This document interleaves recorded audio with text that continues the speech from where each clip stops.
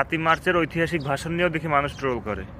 মানুষের সমস্যাই এটা, বাঙালির সবথেকে বড় সমস্যা এটা। তারা শুধুমাত্র একটা মানুষের মতের বিরোধী বা তার কাজকর্মের বিরোধী এটা হয় না, তারা যখন কারো বিরোধিতা করে তখন তার পুরোটাই বিরোধিতা করে, সেটা ভালো করলেও বিরোধিতা, খারাপ করলেও বিরোধিতা। ৭ই মার্চের সেই ঐতিহাসিক ভাষণ সম্পর্কে তোমরা জানো না, তোমরা পড়ালেখা করো নাই, এখানে ট্রোল করার কিছু নাই তো। আপায় আপার অপকর্ম করছে, আপার বাপে তারা অপকর্ম করার যা করছে, কিন্তু বাংলাদেশ স্বাধীনের পিছনে, বাংলাদেশের স্বাধীনতার পিছনে এই ঐতিহাসিক ভাষণের যে কি গুরুত্ব ছিল এটা কি তোমরা পড়ো নাই, তোমরা জানো না? তোমরা যদি সব ইতিহাসই বিকৃত করে দিতে চাও, একদিন মনে রাখো তোমাদের ২৪-এর এই ইতিহাস, তোমাদের না, আমাদের ২৪-এর এই ইতিহাসও একদিন বিকৃত হইয়া যাইতে পারে। ঠিক আছে, বিষয়গুলো মনে রাখা উচিত। সব কিছু ভুলে দিলে তো চলে না।